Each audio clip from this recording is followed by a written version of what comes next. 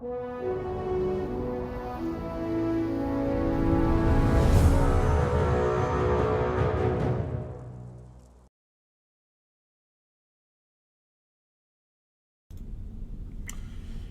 folks, just want to take a moment to make sure that you can hear and see me just fine.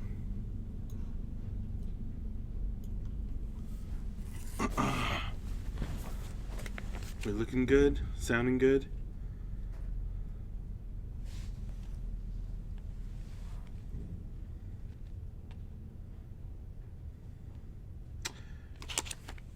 Hi there.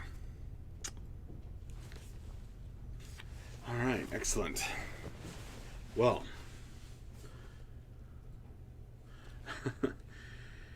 welcome to another story time with Max. It's been a little while. I think I was sick the last time that I was going to do one of these. So, I believe that I somehow accidentally skipped reading The Great Depths Raid Part 11.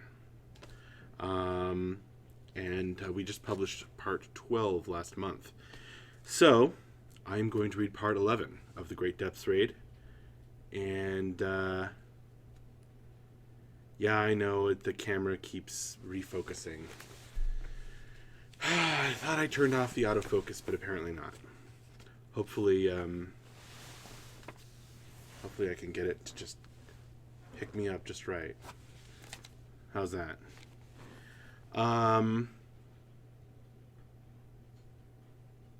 Good?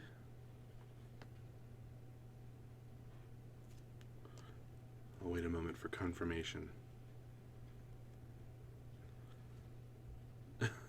Okay, great. Okay, so here we go. The Great Depths Raid, Part 11, Rush of Shadows.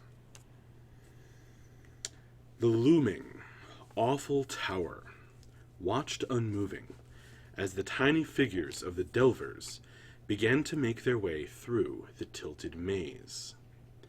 It had seen many come this way, but very few that managed to climb its stairs and leave this place behind.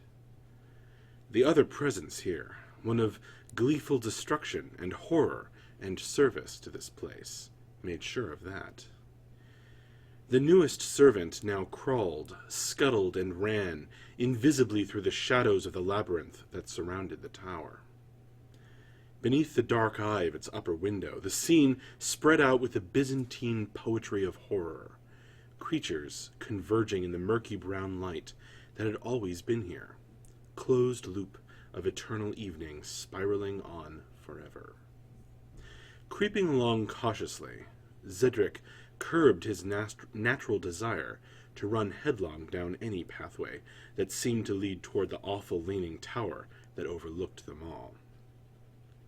His years of training, and yes, years of mistakes as well, had taught him to redirect his desperate eagerness into the bright twisting flame that now brightened the insufficiently lit corridors. Hanging tapestries of shadow that curled over the walls shimmered and wriggled in the light, but refused to fade or disappear. The Arthurian human looked over his shoulder, his eyes aglow with an amber light, watching for his companions. He was not sure if they yet understood what was going to happen, what the whispers had meant when they tempted them, what the blood script meant when it spoke of the price. When he spoke, he kept his harsh voice soft, though it rasped at the edges with the fire that burned inside the flame warden. No enemies around this corner. Approach quietly, friends, for I don't like... Coming, Flame Man, Thagya called, lifting her enormous hammer in her powerful Jotnar's hands. That should be Jotun, shouldn't it? Ah, the secrets we've seen this day, or night, or whatever time means here. Breath of the Frost Dragon, Zedric swore, spooling the long streamer of flame between his fingers. Don't you have any concept of stealth? The giant looked down at him disdainfully. That'd be Hiduk's job, not mine. And where is that furry shorty anyway? Shouldn't he have rejoined us by now? Sacrifisto answered her, floating around the corner with his hands ready to mount a defense against sudden attack. It could come from anywhere in this strange and tilted labyrinth, where the eye was constantly baffled and deceived by living shadows. Perhaps there is something that blocked his egress by a tunnel similar to our own. However, before our noble leader left us, didn't he say something about his tactics requiring stealth? The Banshee paused, waiting while Zedric sent forth his twisting streamer of flame to light the way once more.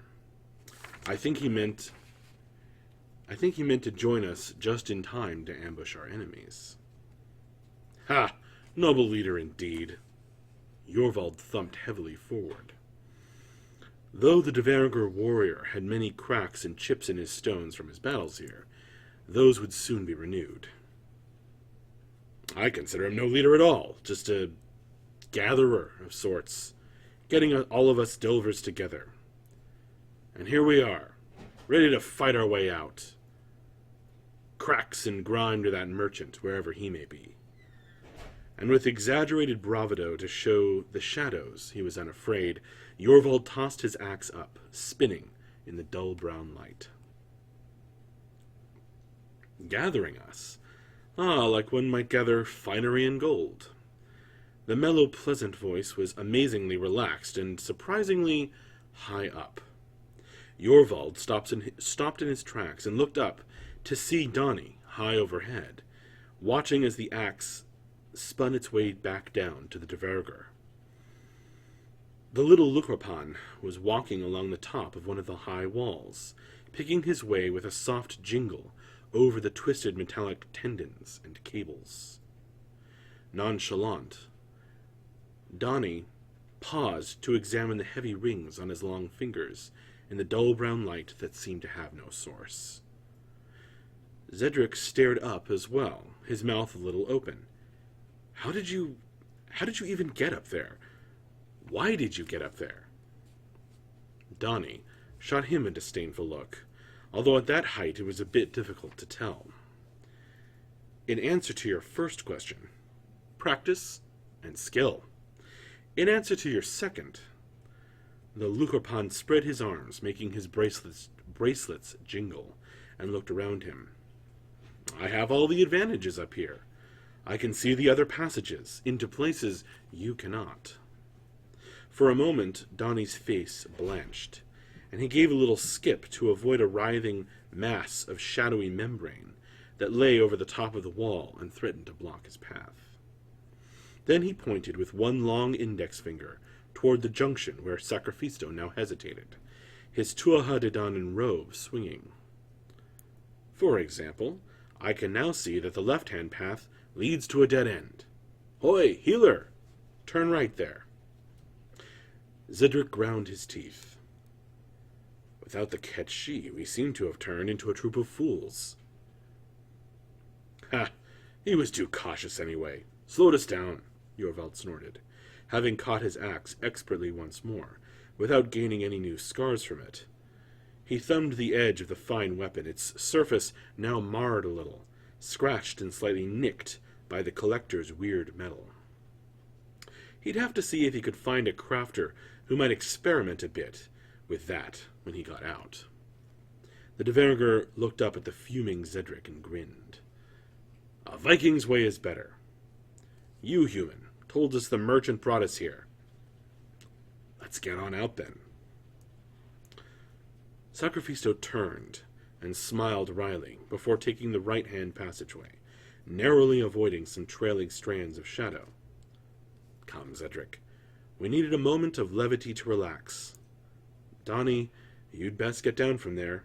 You're going to bring every creature here on us. Or up to me, right?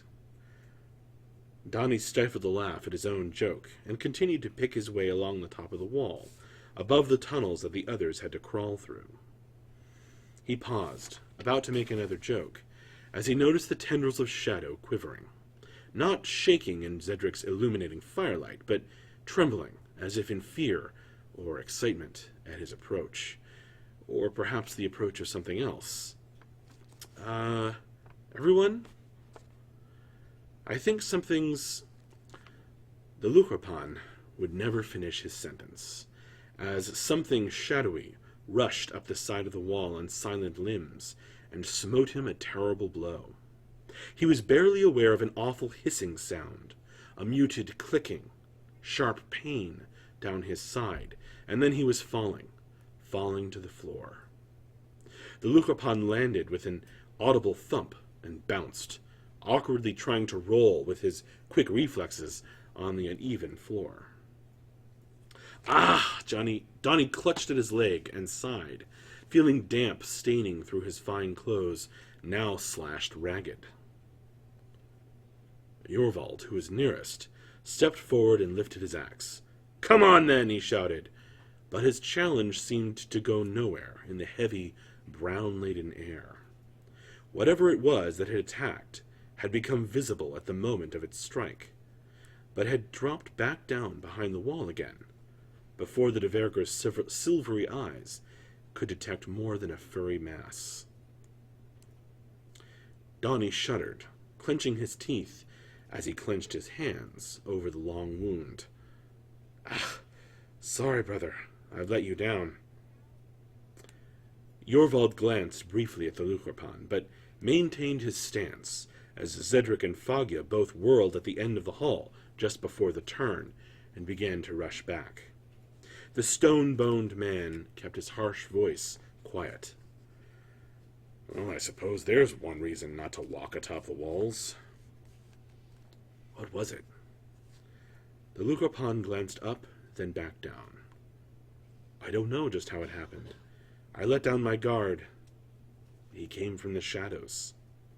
Donnie felt a bit mesmerized by the sight of his injury.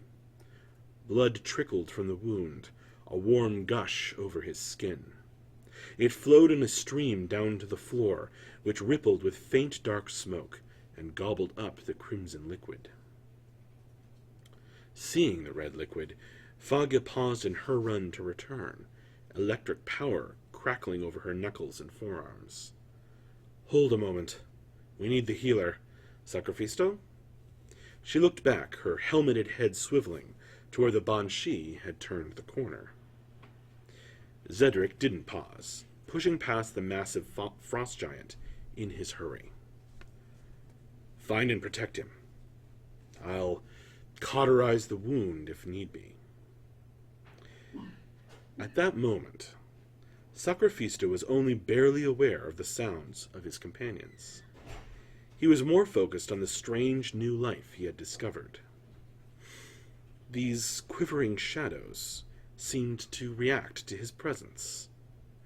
The Banshee was just reaching out one ghostly finger to touch, when a strange noise made him pause and look up. Who's there? The thing rounded another corner of this weird maze, scuttling to maintain its grip on the slanted floor as it heaved its strangely sleek bulk onward. The black furry thing made ever more disturbing noises as it came closer. A long black tail curved high overhead. For a moment, Sacrifisto, Banshee and survivor of great terrors and tortures, was frozen in horror himself. This was new life, but twisted and wrong, so wrong and so frighteningly fitted to the motions and atmosphere of this place. So fast was the thing that it stood before him and reared up on a pair of its far too numerous legs, before the healer could do more than gape in frozen astonishment. The smell hit him first, a musky reek of fur, shell, blood, and an unnatural chemical miasma. In appearance, once it was visibly distinct from the shadows that constantly trickled and edged toward it, The thing was immediately recognizable as twisted from the form of another creature, a true servant of the depths. In shape, it was something like a cat and a scorpion. Yet, awfully, so much more than that. To look at this creature was to taste madness. He saw rows of eyes, nipples pierced and encircled by strange metals, lips that moved constantly as though muttering strange curses, struggling, grasping fingers, 100 putrid sores leaking their fluids along his heaving musculature. The slickness helped the segmented limbs wriggle silently through, bulk scraping past the thrumming shadows, which themselves urged the creature onward. Sleek black fur, oily-looking and matted, stuck out from rigid segments, gleaming black chitin that appeared to have pushed through the skin, armoring the body all the way up the tail. This piece of anatomy curled high overhead, full of tension and deadly power, ending in a lump and a long, cruel stinger. As if to show itself off, the creature spread multiple arms full of claws that clicked and scraped together, apparently still changing before Sacrifisto's gaze. The eyes all blinked in unison and stared down at the Banshee with a twisted sort of affection. At last Sacrifisto caught his breath. Floating just above the ground, he tried to inch back toward the turn, keenly aware of his allies just around the corner. "Is that Hiduk? You of the noble Ketshi?" His voice quavered slightly at the end of the question, and the Banshee's normally inscrutable face, reacting slowly, took on an expression of shock and horror. Pulling themselves open like wounds, new mouths spread over the thing's armored abdomen, gushing crimson before they spoke. The thing's voice was freakish, incongruously high-pitched, like the caterwaul of a lost thing in the night. It stuttered, hesitating as it aped Hiduk's voice, yet now not at all like the elegant speech or powerful grace of a Ketshi of Arthur's realm. "At last you can join us, friend. It's wonderful. A blessing. Give in. Give the depths what it needs. Pay the one price, and you can at last gain the gift." To punctuate these words, the highly tensed tail struck down in a blink. But Sacrifisto was already running, speeding to the turn that led back to the other delvers. Desperately, he cried, "It's Hiduk! He's horrible! He serves the depths!" Hearing this, Foggy was torn, caught between rushing to help one friend or another. How did we come to this so quickly? What has rushed us from the shadows? Thus ends part 11. So, thank you for joining me. Hope you had fun listening.